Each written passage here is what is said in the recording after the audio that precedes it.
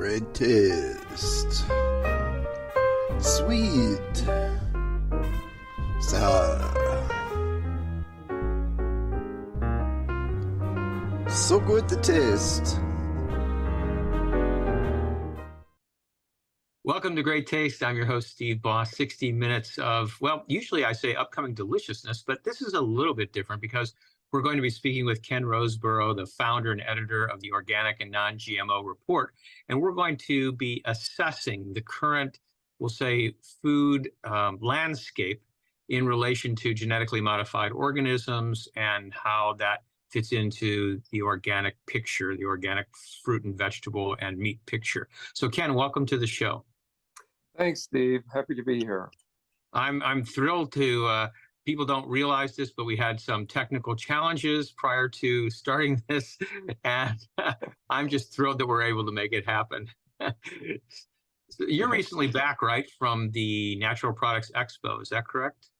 Yes. Yeah, I was there, Natural Products Expo East last week in Philadelphia. Yeah, it's actually the last year for Natural Products Expo East. And that's because? Well, I think the New Hope Network, which is the organizer, has been disappointed by the attendance at Expo East. And so they're starting they're going to have a new event next year called Newtopia Now, which I'm not exactly sure what it is.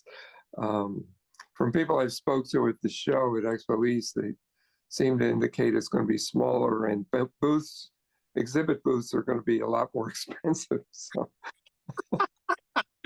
Yeah, I don't know if people realize that these the people who put on these trade shows, it's a very interesting type of we'll say relationship, and that's one of the things that we want to get into actually. And I don't know whether you had any we'll say new experience with the marketplace as it's unfolding technologically and its relation to Expo East and New Hope. But previously, we know there's been some controversy because of certain exhibitors being allowed to ply their wares at Natural Products Expo, these exhibitors being people who, for example, are involved in what's called precision fermentation. So maybe you could give us a little background and tell us what the current state of that is. Yeah, well, there's companies that are using, as you said, they call it precision fermentation, which to me sounds like a public creation of a PR firm or something. It's another form of genetic engineering or synthetic biology, they call it. So they're using GMO microorganisms and multiplying them in vats to produce foods, ingredients, and other products. So the use of GMO microbes. So companies like Impossible Foods with their Impossible Burger. There's a company called Perfect Day, which makes synthetic biology proteins, milk proteins, that are going into a lot of products. Perfect Day also had a consumer brand called Brave Robot Ice Cream, and they were using their synthetic biology proteins to make this ice cream, although I read recently that they've decided to spin off this Brave Robot ice cream brand because I guess they weren't doing very well, so they're kind of ditching it. At Expo East last week, there was a company there called Bored Cow, and that's Bored Cow. Yeah. Like B-O-R-E-D? B-O-R-E-D, cow. And that's what they have, synthetic biology dairy products. So, I walked by their booth and I said, are you using precision fermentation? And the guy who was at the booth said, yeah, we are. Are you a fan? I said, not really. just kind of kept going, So yeah, these companies are showing up at Natural Products Expos, at Expo West and last week at Expo East. And there is a lot of controversy about it. A lot of people are really upset about it. And New Hope is aware of that.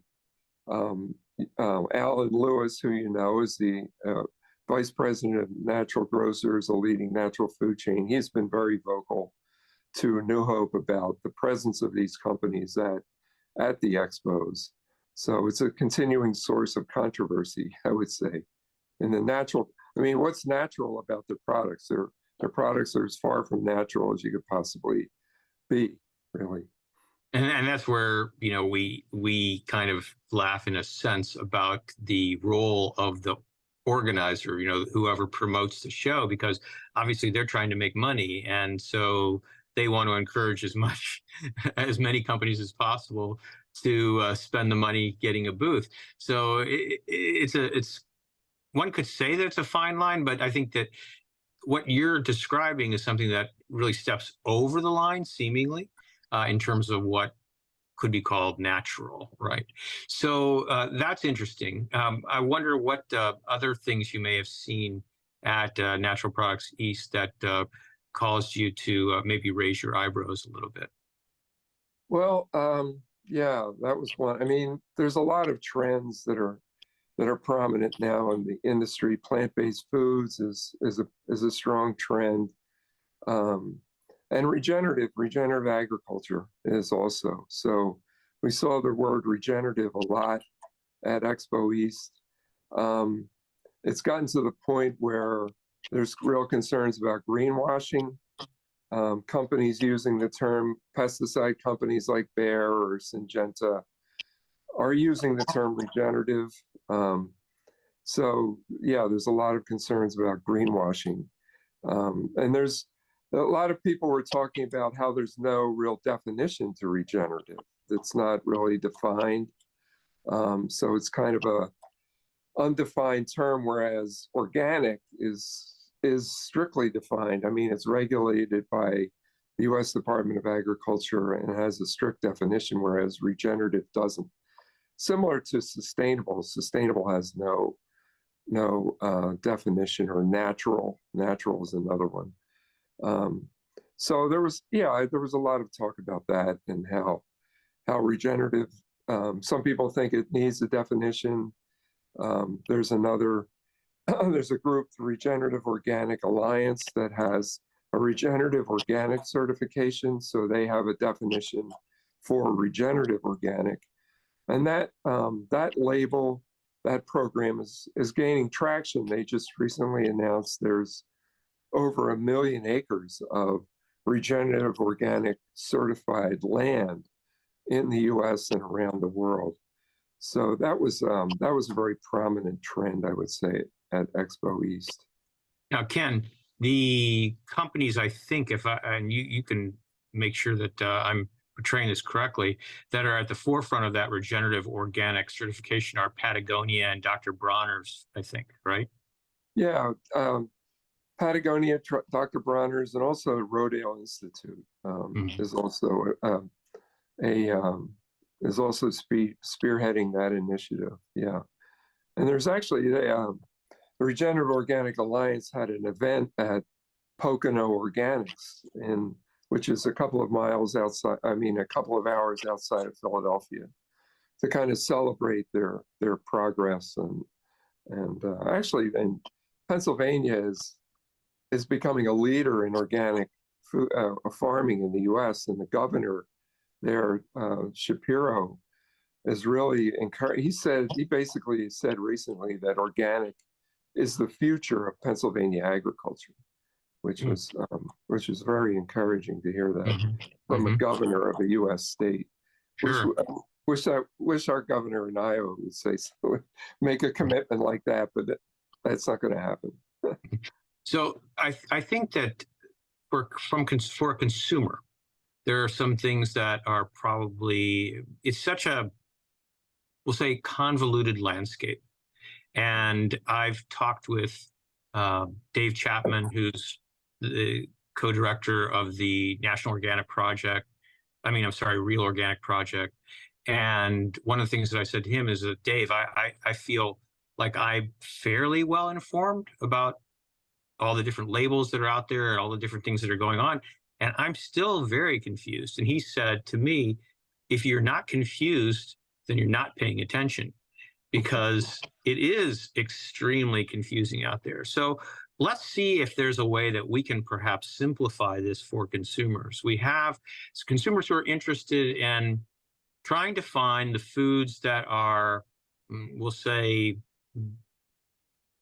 more holistic, and in that they are representative directly of what they say they are. So if it's a piece of broccoli, it's actually a piece of broccoli that we can even find out if that broccoli was raised in soil, a soil environment instead of hydroponically, and whether it had any pesticides used on it, and whether it was a regenerative system, for example, or sustainable system. So all these types of things. So if we're going to try to sort that out a little bit, it would seem from the minimal knowledge that I have that we want to, if we're concerned about this, because I'm sure some people may not be. So I'm just trying to make the landscape clear for those people who have an interest. Yeah. That we want to see, first of all, if it has, what type of certification does it have? So you're the publisher and founder of and editor of the Organic and Non-GMO report.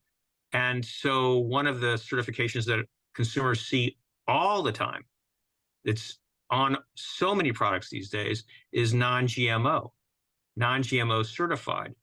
Right. My personal feeling is that most people have no idea what that really means, and they certainly don't have any idea of the real teeth, if any, behind it. So maybe you could clear that up a little bit. Yeah, non-GMO project verification, the butterfly logo. It's basically just verifying that a product is not made using genetic engineering, with genetically engineered ingredients or genetically engineered seed. That's all that label means. Yeah, and it has become very prominent in the marketplace. It's a test-based certification as opposed to organic. Organic is a process-based certification.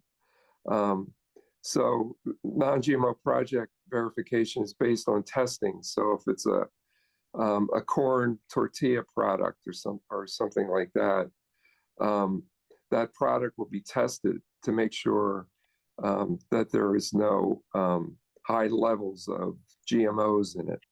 The non-GMO project allows for a threshold of 0.9% of GMO material, which is kind of become a standard for GMO levels in the world. The European Union uses 0.9% as a threshold for labeling a product as GMO. Above that threshold, 0.9.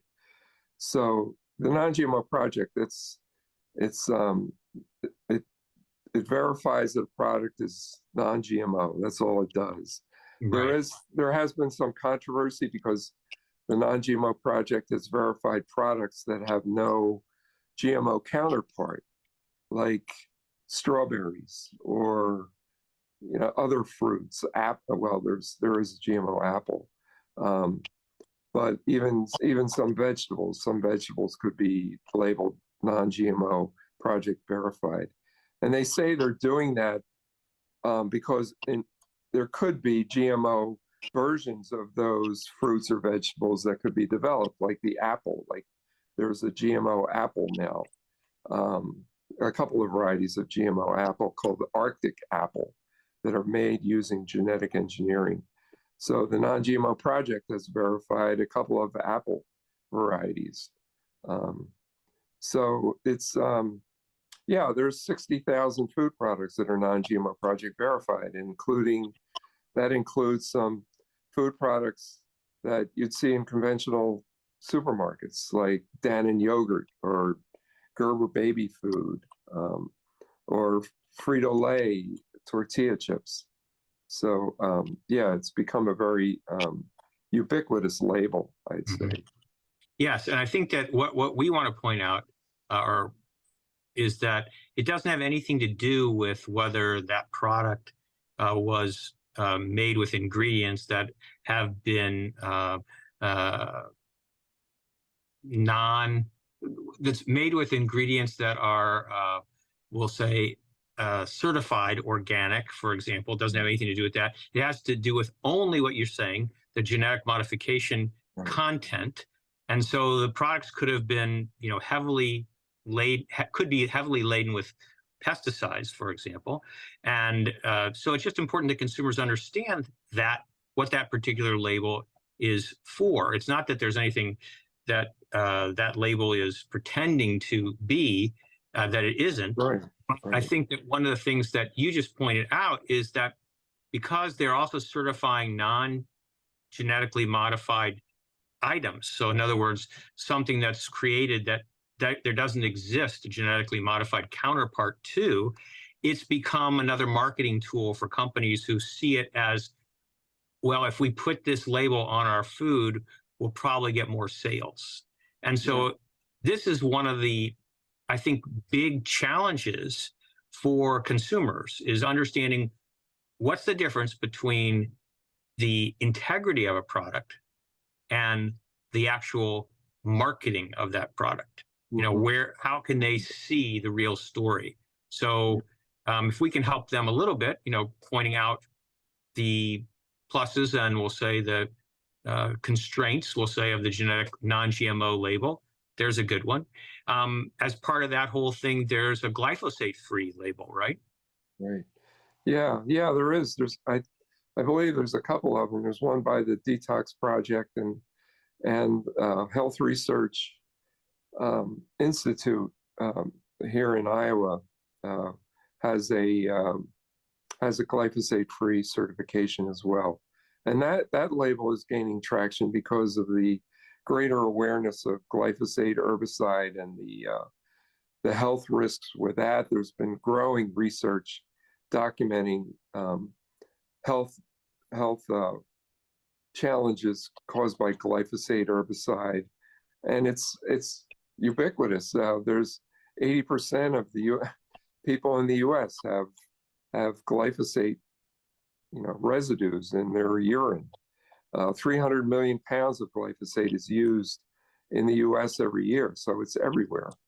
And as awareness grows about the problems with glyphosate, the health risks, the environmental problems, those labels have emerged. So there's a lot of labels out there now, and people call it label fatigue. Label fatigue is, I like that. That's really good. And I want to point out, Ken, that I think something really important that you said, when you've mentioned that there seems to be health issues related to the use of glyphosate, you're talking about research that's been published in peer-reviewed research that's been published in scientific journals that have a reputation for integrity. You're not talking about somebody saying, on their blog, this is really bad for you. Because I think there's a major difference, because everyone has a soapbox these days because of social media. And I think that what we want to do in this particular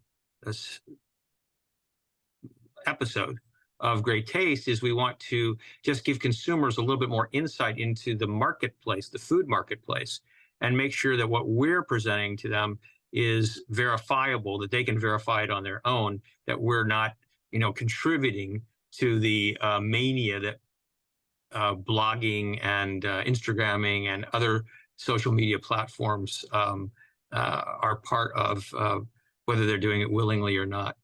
Yeah, exactly. And there is a lot of peer-reviewed research showing negative health and environmental impacts of glyphosate herbicide.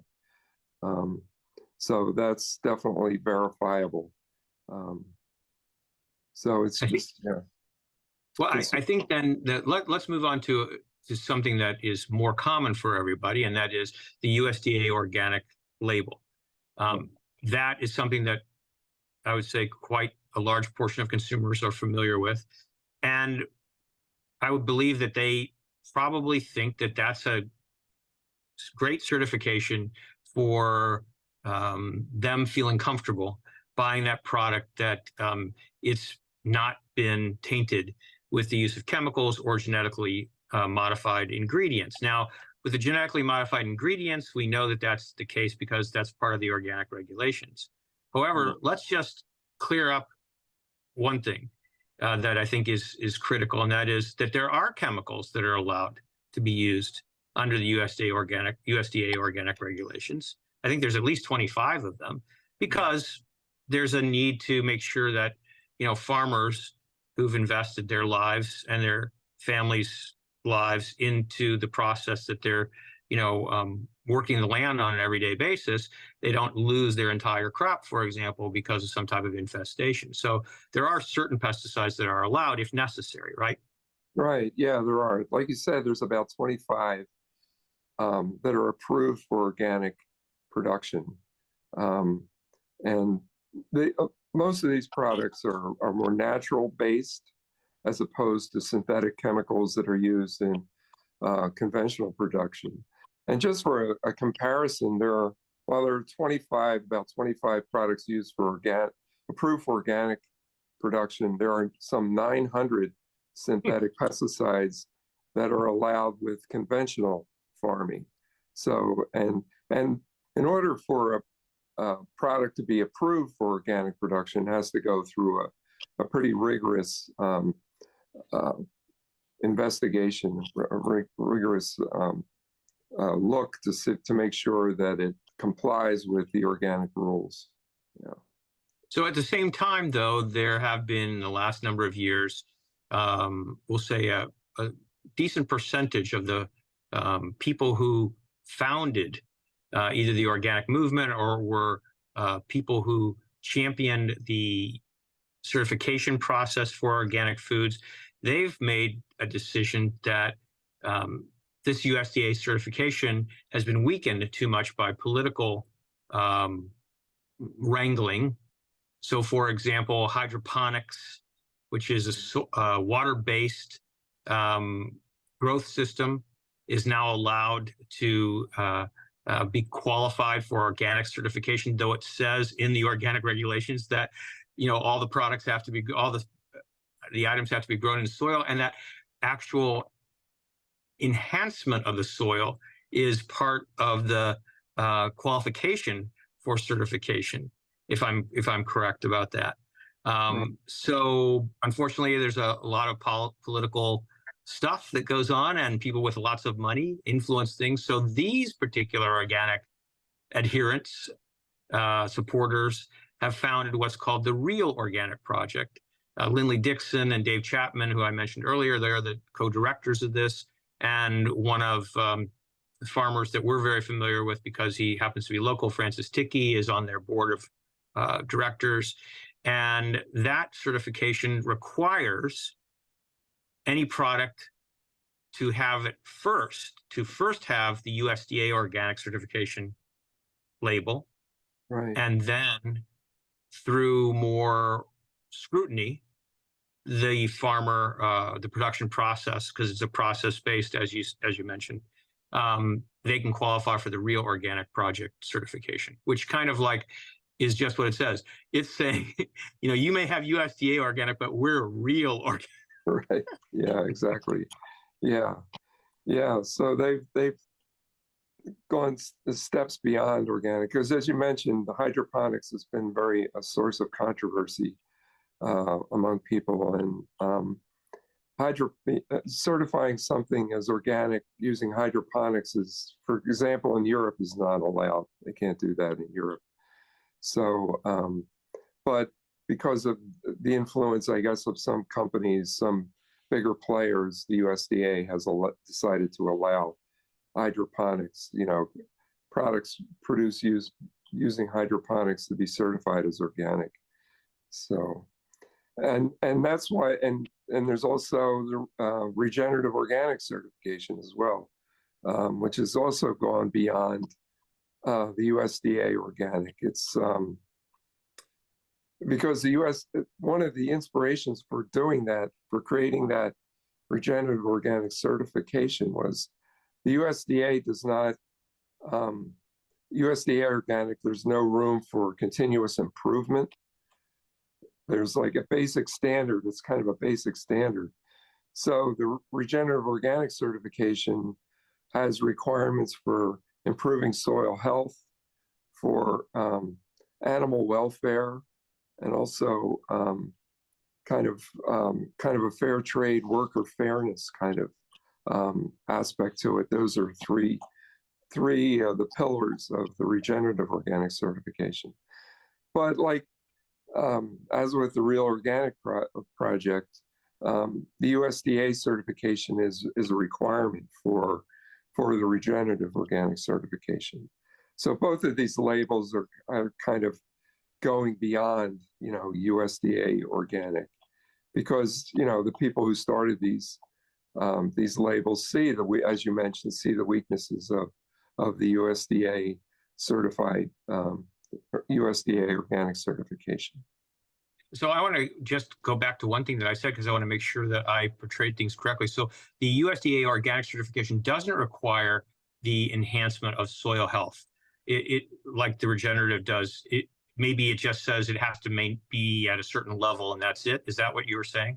Yeah. I think they may require, they require practices like the crop rotations, diverse crop rotations, and possibly cover crops, although I'm not totally sure about that.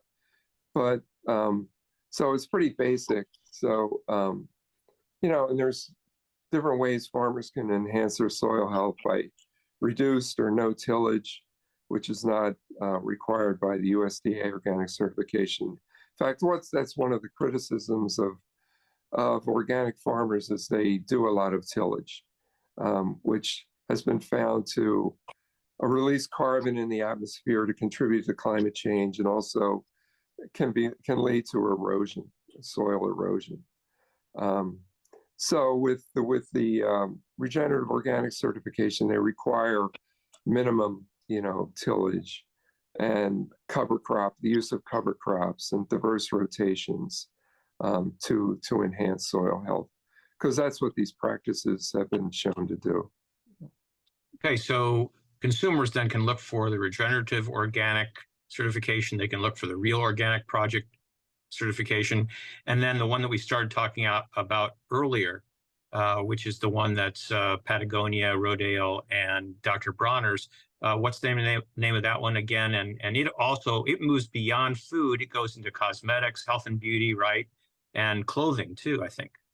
Well, that's Patagonia, Rodale, and Dr. Bronner's. They created the regenerative organic certification. Yeah. Oh, so that's what we were talking about just then. Yeah. That's the okay. Thanks for clearing that up. I was a little see, I told you I was confused. So I yeah. So I got that, and that does go beyond fruits and vegetables and meats. It goes into animal welfare, and it also goes into workers' rights, and it also covers health and beauty and clothing to a degree too. Yeah, I believe so. Yeah.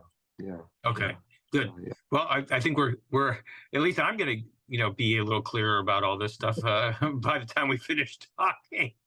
So were there any other hot topics that you came across during your journey at Natural Products Expo? Yeah, there was a session on organics.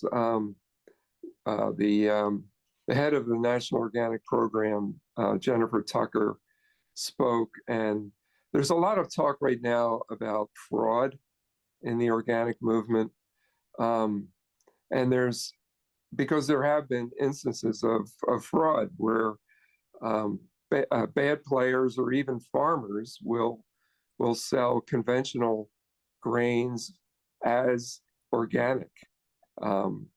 They'll somehow get a bogus certification and sell it as organic. And there have been cases. There was a farmer in Missouri. We spoke about this the last time we talked. Randy Constant, who sold $250 million worth of conventional grains as organic. And even just recently, there were some farmers in Iowa and Minnesota who've been prosecuted for doing the same thing, selling conventional grains as organic. Because organic has a premium price, that attracts bad players, criminals who see they can sell conventional grains, which sell for much less. They'll put a, try to sell it as organic and try to make a lot of money. And there have been concerns about imports of corn and soybeans, which are used for organic poultry feed, coming from like Turkey, have been shown. There have been instances like that of whole shiploads of grains coming in that have been tested and found to have high pesticide residues.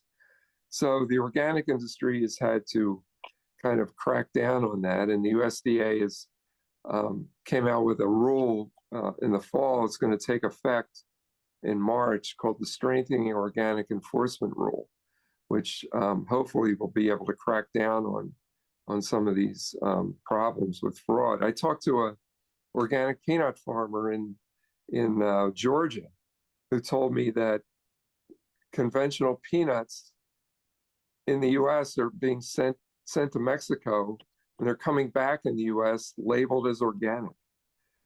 And it's happening. Evidently, there's fraud that's happening with fruits and vegetables because they command an even higher premium than the grains do.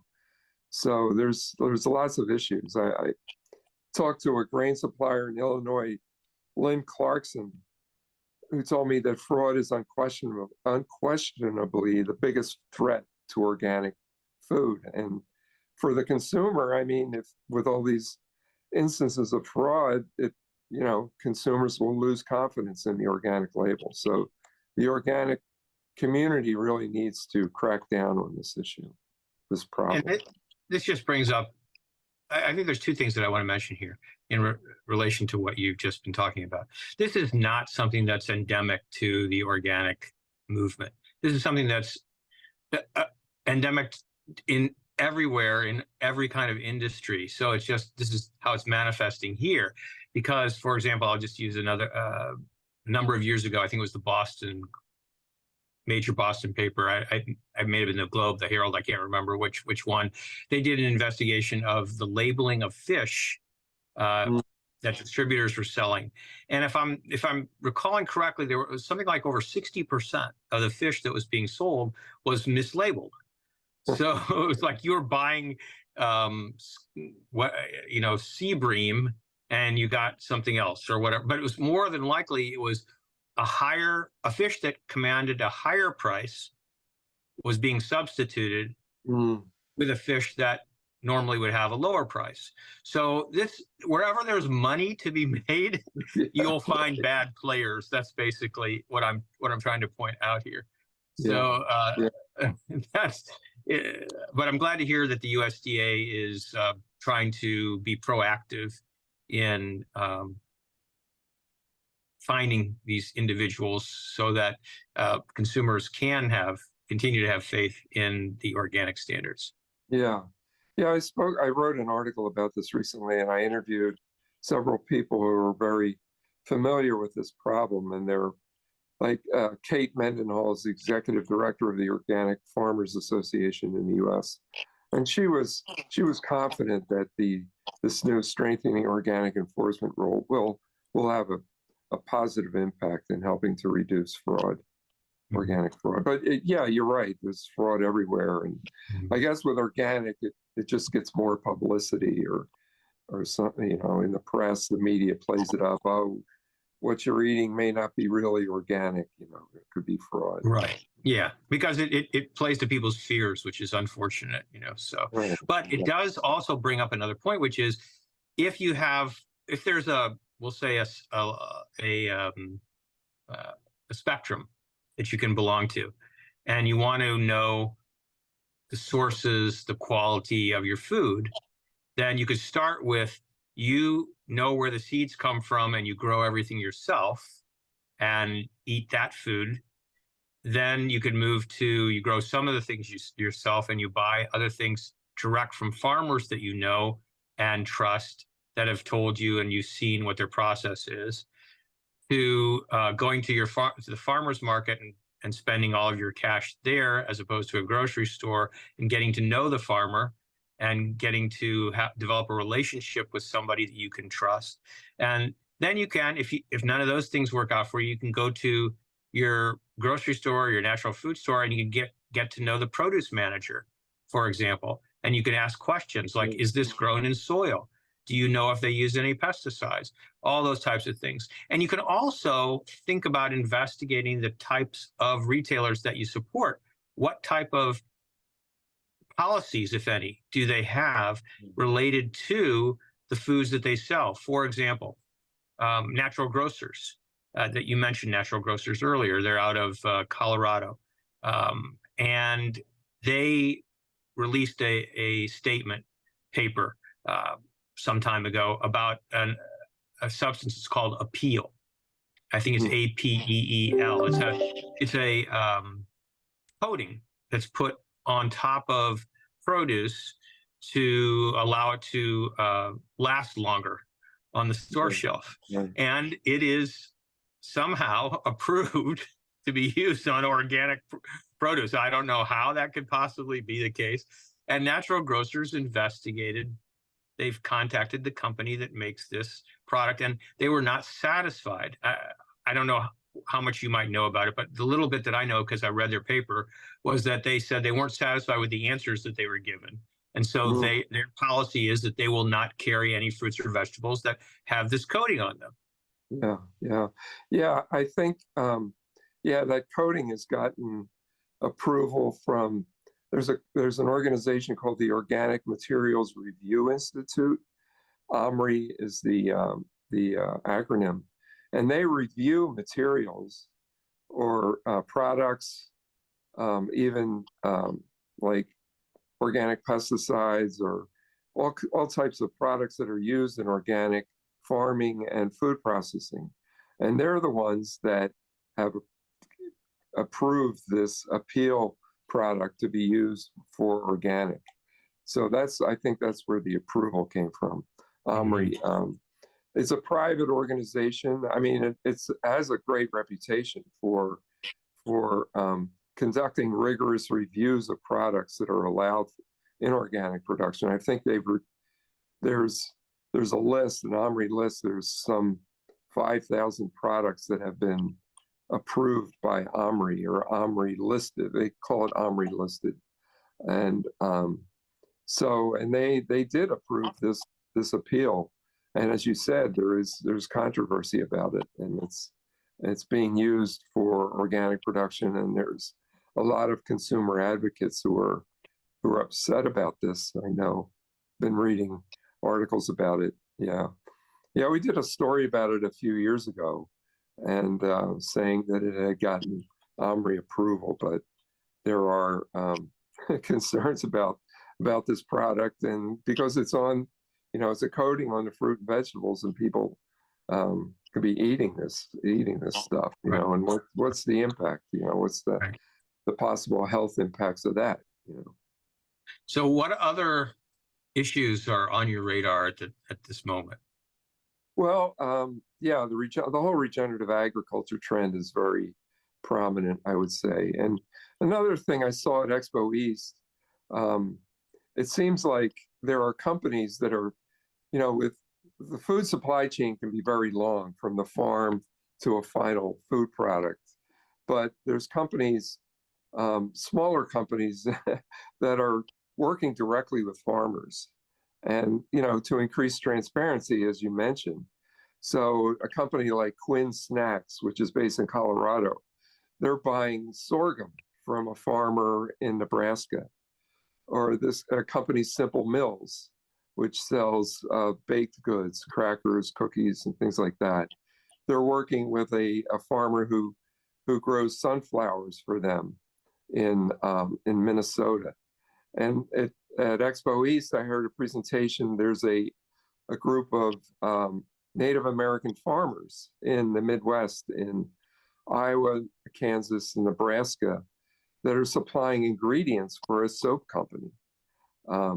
And the soap company, I forget what the name of the soap company is, but they're buying, I think it's sunflowers directly from these farmers in these Native American farmers in Iowa. And it just shortens the supply chain and helps to minimize concerns about fraud. And it just makes increases traceability and transparency for consumers. So this is a positive trend that I see, that organic food companies are doing it, and even some companies that aren't organic but are selling products from farmers who are using regenerative methods. So it's that's a good trend that I saw again at Expo East. Yeah. I think that I'm glad you brought this up, Ken, because that's another type of, we'll say, I'm struggling for the right word right now, but that's another type of approach that consumers can investigate to see how companies acquire their ingredients. Because I'll give you an example that you may be familiar with. There's a spice company called Burlap and Barrel, and they're in New York. And the spice industry has been one of the biggest industries that's known for paying very low amounts for materials, and it takes a long time to get from the field to the finished product. And so spices have been one of those products: coffee, tea, chocolate, all those different things. Well, Burlap and Barrel's model, and there's another company called Diaspora, they are working directly with all these farmers, whether they're in the United States, Vietnam, India, Pakistan, wherever they happen to be. Their model is to buy direct more than a fair price for their products, and develop a relationship that's ongoing so that everyone wins, essentially. And so looking for a model of a company that's operating under the everyone wins umbrella is probably a good thing for consumers.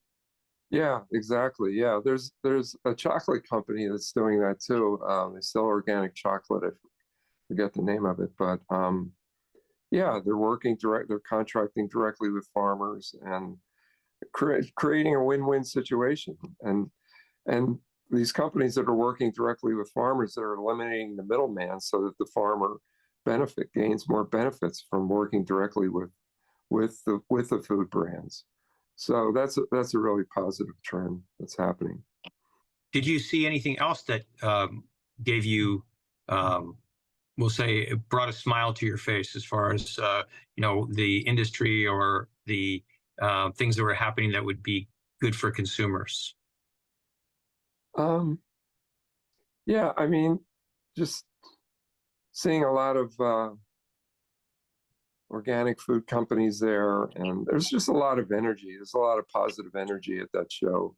I mean, there's companies that are introducing their products. They launch products at these shows, and to see their enthusiasm, and there's companies selling all kinds of products like ugly potato chips, chips made from ugly potatoes or something, or it's interesting. There's a lot of young people, who are excited about getting into the natural organic industry with products and launching them. So it's just fun to walk the floor and talk to people, and to find out what they're doing, and how they launch their products. And so it can be a fun show. It can be very exhausting, but it can be fun to do that. Yeah. So do you have, we'll say, what's your current attitude about the future of, or we'll say, organic regenerative farming and products in the United States?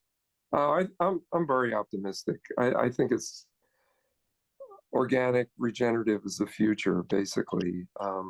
Organic just continues to grow, and I think at some point people are going to look back and say they actually grew our food with poisons. It's just yeah. And regenerative I see as positive as well. Regenerative organic is, I think it's kind of the North Star, but I think if farmers adopt these regenerative practices, I think they can have a really positive impact Um, in Iowa, here in Iowa, as farmers grow cover crops or diverse crop rotations, I think we would see improvements in water quality here in Iowa.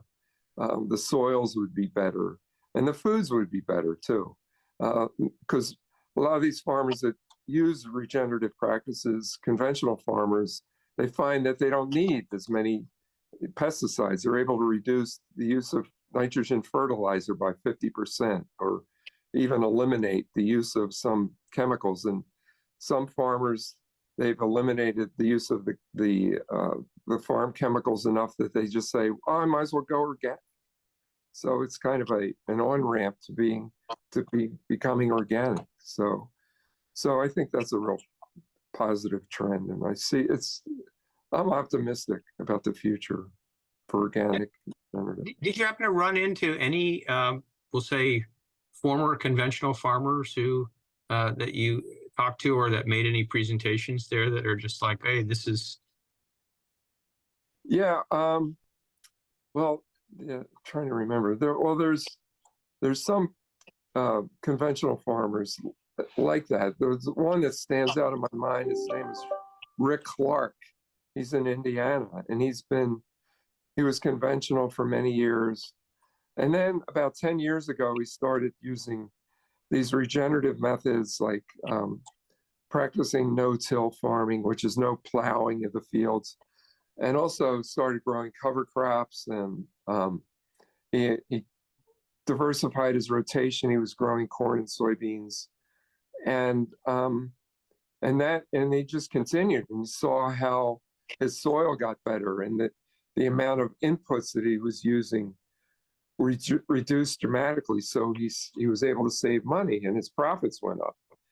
And then he just saw, well, you might as well just go organic. So now he's growing organic, and he is in demand as a speaker around the country at all kinds of farm shows and soil health conferences. Or lots of soil health conferences that are emerging. So, and there's other farmers like that who are similar, who had a similar path, going regenerative and moving towards organic. So we just need a lot more of them. Right. A lot more. Yeah. Well, I think that, as again, people's awareness grows and they actually understand clearly the relationship between their own personal health and what they're consuming. It seems a little strange, just like what you said a few minutes ago. You said there'll be a time where people look back and say, what? They were actually putting poison on our food? And I think it's the same thing. It's like people go, what? People actually didn't really connect that what they eat could have some type of effect on how they feel and what their physiology was able to accomplish on a daily basis. Yeah, exactly. And the connection to health, to soil too, the soil health. There's a sign at the Rodale Institute that says, "Healthy soil, healthy plants, healthy people," and that's it. And that's what a lot of this regenerative ag trend is about: creating healthier soil to produce healthier foods. There's a nutrient density alliance that has emerged that's looking at the nutrient density of foods and connecting that to soil, how the soil health will produce healthier nutrient dense foods. There's a whole science of nutrient density that's emerging that'll really put a spotlight on foods that are produced in healthier soil and how they're more nutritious, more nutrient dense. So Yeah. that's kind of an emerging science, and it'll be exciting to see that develop. Yeah, along with that is the growing research about the actual connection between the soil microbiome and the human microbiome. So all those things are just really in their infancy, essentially. And the more we find out about it, the more we realize something that, again, maybe is in a sense, we're kind of like, well, really, we didn't know that. And that is that everything's interconnected, right? We're not just visitors here. We're a part of what's going on. Exactly. Yeah, I heard a presentation a couple of years ago by a biologist at University of Washington, Ann Beakley, who spoke about the soil microbiome and the human microbiome and how they're so similar. It's like they're just, there's a connection, there's a natural connection there that was just it's just amazing. And that's information like that is continue to come out, and be exciting to see that connection grow. So any closing thoughts that you want to share with us? No, I just for consumers, read the labels and try to understand the labels. And organic is still the best, and but these other labels go beyond organic, regenerative organic, certified in the Real Organic Project. So and just stay informed, and eat healthy. Try not to be too confused. Right. Try not to be too confused. Yeah.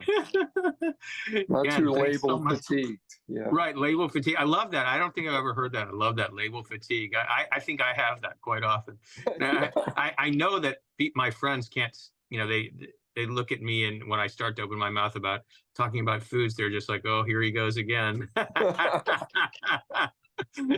Ken, thanks for joining me. I really appreciate it. You've shed a lot of light on the industry, and we hope that we have helped some consumers, educated some consumers to a degree that they'll feel like they're more empowered shoppers.